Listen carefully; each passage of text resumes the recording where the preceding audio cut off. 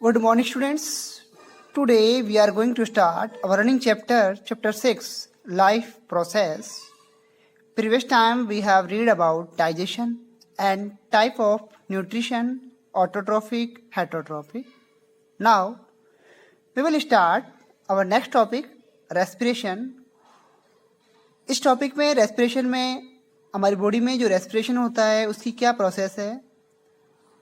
First of all, we read activity 6.4. Take some freshly prepared lime water in a test tube. सबसे पहले हम एक test tube में lime water लेते हैं. Blow air through this lime water, और इस लाइम वाटर में एयर पास करते हैं. Note how long it take for the lime water to turn milky, और हम ये देखते हैं कि ये लाइम वाटर को मिल्की वाटर में चेंज होने में कितना टाइम लगा. यूज ए सिरिंज और पिचकारी to pass air through some fresh lime water, और अब एक सिरिंज और पिचकारी से हम थोड़ा फ्रेश लाइम वाटर लेते हैं अनदर टेस्ट ट्यूब में, दूसरी टेस्ट ट्यूब में. Note how long it take for this lime water to turn milky, और अब देखते हैं कि ये लाइम वाटर कितने टाइम समय में मिल्की जो कलर है उसमें चेंज होता है. What does this tell us about the amount of carbon dioxide in the air that we breathe out? और अब ये निष्कर्ष निकालते हैं कि कितना जो कार्बन डाइऑक्साइड बाहर निकली है उसका कितना अमाउंट इसमें यूज हुआ है, कितना आया है. ये एक्टिविटी है वाली. इसके बाद में एक ये 6.5 वाली है. टेक सम फ्रूट जूस और sugar solution and add some yeast to this.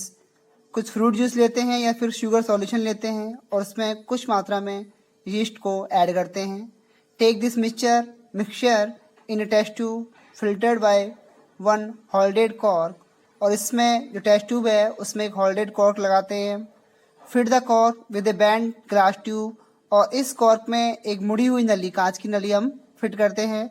Dip the free end of the glass tube into a test tube containing freshly prepared lime water, और इसका जो मुड़ी हुई कांच की जो नली है, टेस्ट जो ग्लास ट्यूब है, उसका एक सिरा जो फ्री हैंड है वो लाइम वाटर में, फ्रेशली जो लाइम वाटर है उसमें होता है. What change is observed in the lime water and how long does it take for this change to occur? और अभी ये ऑब्जर्व करते हैं कि जो लाइम वाटर है वो कितने समय में उसका कलर चेंज होता है. What does the tell us about the product of fermentation?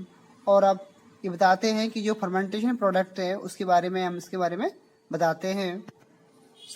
अब जो फर्मेंटेशन प्रोडक्ट जो प्रोसेस है उसके प्रोडक्ट के बारे में निष्कर्ष निकालते हैं. We have discussed nutrition in organism in the last section. The food material taken in during the process of nutrition is used in cells to provide energy for various life processes. Diverse organisms do this in different ways. Some use oxygen to break down glucose completely into carbon dioxide and water. हमने previous जो section था उसमें पढ़ा कि जो हमारे respiration में जो न्यूट्रिशन में हम फूड लेते हैं उससे हमें जो एनर्जी ऑब्टेन होती है वो डिफरेंट लाइफ प्रोसेस में हमारे यूज होती है. इसमें जो ऑर्गेनिज्म है, कुछ जो ऑर्गेनिज्म होते हैं उसमें ग्लूकोज कम्प्लीटली ब्रेक डाउन होता है, और कंप्लीट जब ब्रेक डाउन हो जाता है ग्लूकोज C6H12O6 जो कम्प्लीटली ब्रेक डाउन होता है तो कार्बन डाइऑक्साइड बनती है और वाटर बनता है.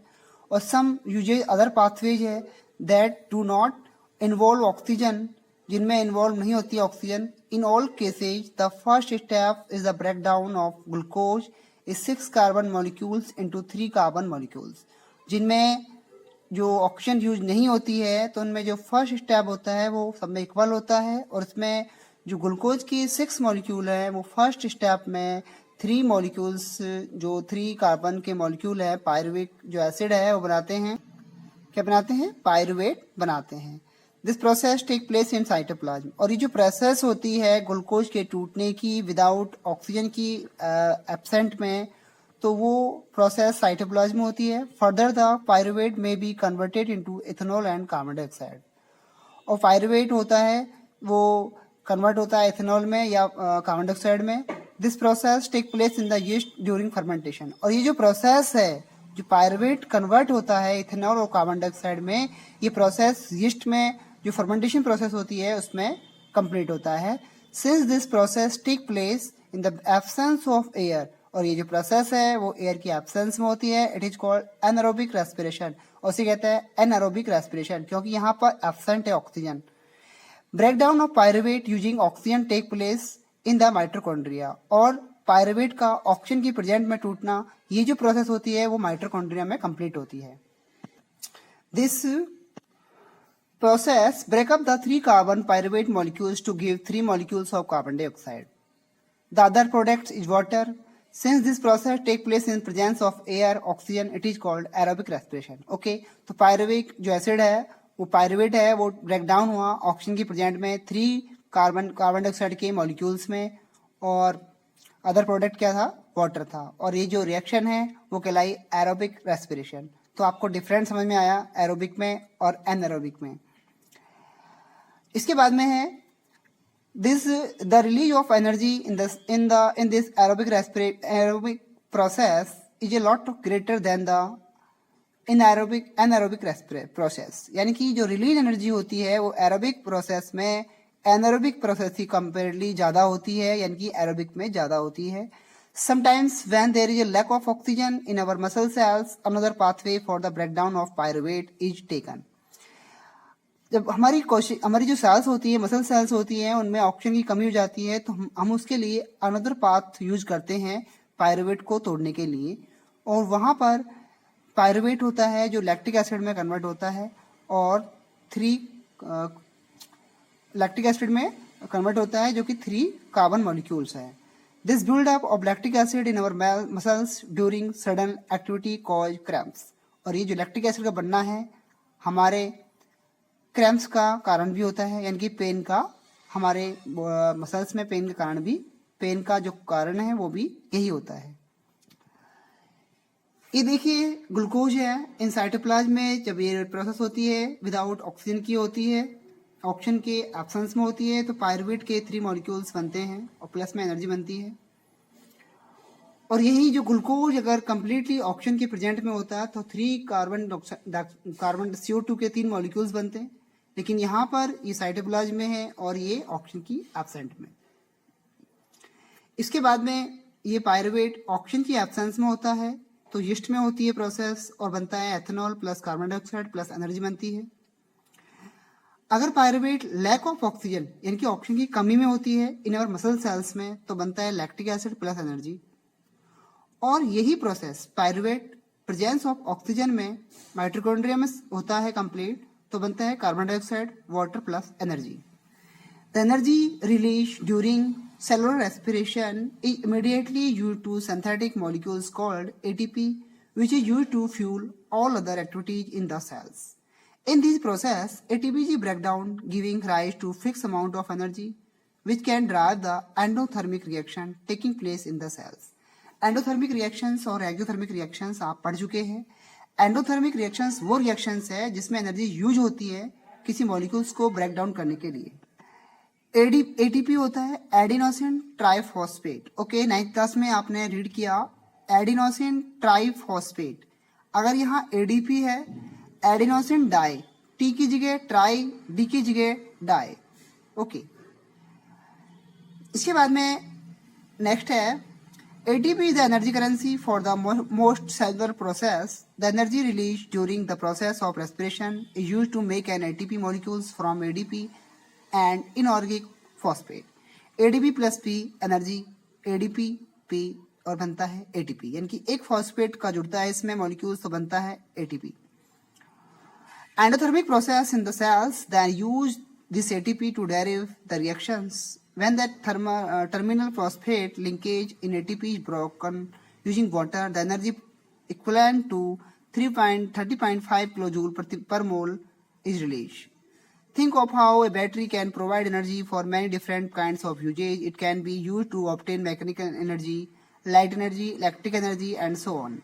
Similarly, ATP can be used in the cells for contents of muscles, protein synthesis, conduction of nervous impulse and many other activities. इनकी प्रोटीन सिंथेसिस में हमने लास्ट ईयर देखा था, वहाँ पे एटीपी का यूज हुआ था प्रीवियस 9th क्लास में। इसके बाद में है since the aerobic respiration pathway depend on oxygen, aerobic organism need to ensure that there is sufficient intake of oxygen. We have seen the plants exchange gases through stomata. Since the aerobic respiration pathway depend on oxygen, aerobic organisms need to ensure that there is a sufficient intake of oxygen.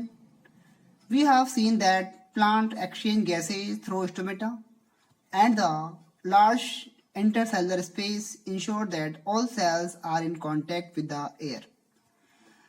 Carbon dioxide and oxygen are exchange by diffusion air. Diffusion होता है एक तरह से विसरण होना, धीरे धीरे निकलना उसका, जैसे हमारी बॉडी में स्किन्स होती है, स्किन से डिफ्यूजन होना स्वेट का, पसीने का। They can go into cells from then out into the air. The direction of diffusion depend upon the environment condition and requirement of the plants. ये जो डिफ्यूजन है वो डिपेंड करता है एनवायरमेंट के टेम्परेचर पर, उनकी कंडीशन पर। इसके बाद में at night when there is no photosynthesis occurring, CO2 elimination is the major exchange activity going on during the day. CO2 generated during the respiration is used up for photosynthesis. और जो CO2 होती है day में तो plants use करते हैं photosynthesis में। Hence, there is no CO2 release. Instead, oxygen release is the major event at this time. तो डे में फोटोसिंथेसिस करते हैं प्लांट, इसलिए जो CO2 होती है वो पूरी काम में आ जाती है, लेकिन नाइट में CO2 रिलीज हो जाती है। तो डे के टाइम में ऑक्सीजन मेनली जो प्रोडक्ट होता है वो रिलीज होता है प्लांट से।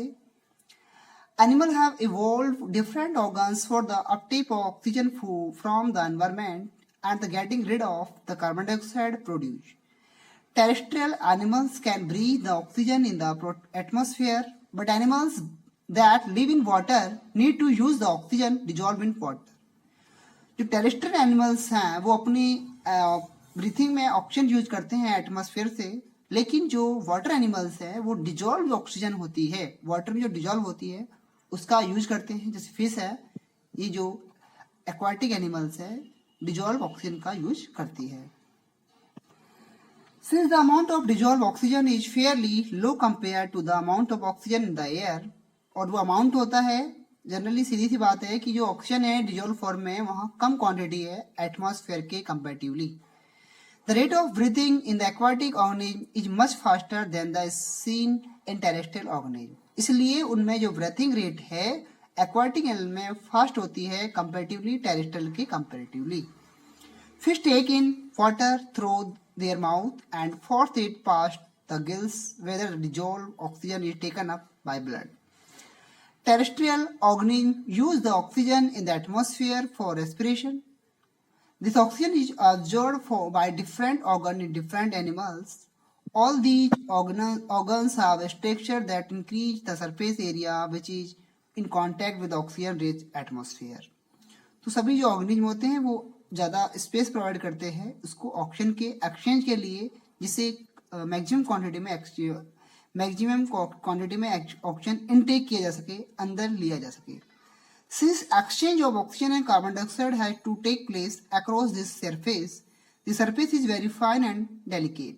In order to protect this surface, it is usually placed within the body, so there have two passages that will take air to this area. In addition, there is a mechanism for moving the air and out of this area where the oxygen is absorbed.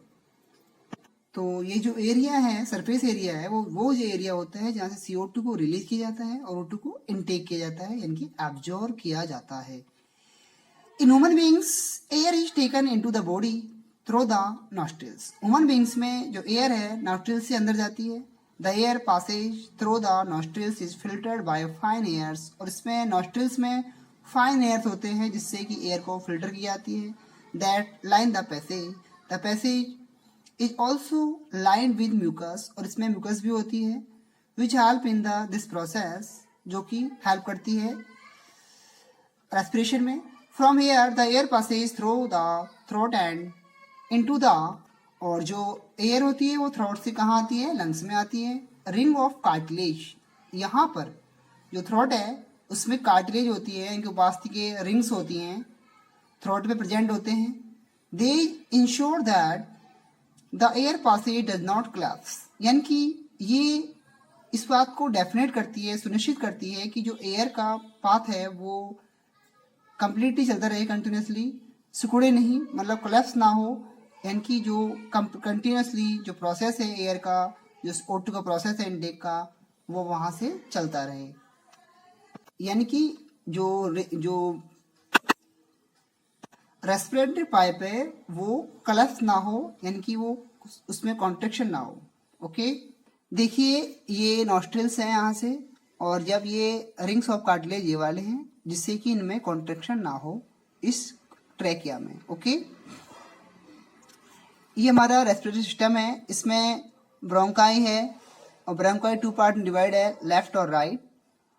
इसके बाद में जो bronchi होती है वो bronchioles में divide होती है, और ब्रोंक्यूल्स जो होती हैं वो एल्वुलर सैक हैं, जो गुब्बारे जो संरचनाएं होती हैं ये वाली देखिए, ये जो लगे हुए हैं, जो आप देख रहे हैं संरचनाएं, ये वाली जो स्ट्रक्चर्स हैं ये एयर सैक्स हैं, और एयर जो सैक है वो हेल्प करती है कि मैक्सिमम स्पेस प्रोवाइड हो ऑक्सीजन सप्लाई के लिए लंग्स में। ओके, देखिए इसमें within the lungs the passage divide into smaller and smaller tube which finally terminate the balloon like structure which are called alveoli। जो finally जो structures हैं balloon like उसे कहते हैं alveoli।